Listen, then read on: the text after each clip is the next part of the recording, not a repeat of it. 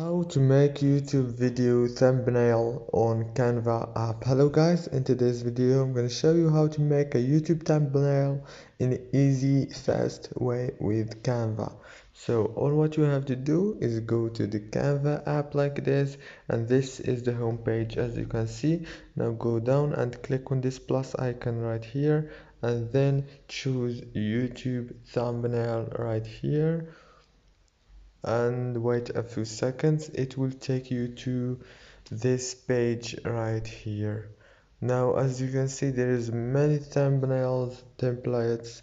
You can choose one of them and edit it as you want. Okay, let's just choose, for example, this one right here. Click on it like this, and now you can change the text. You can change also the background and the person right here as you can see. And that's it for today's video. Don't forget to like and subscribe.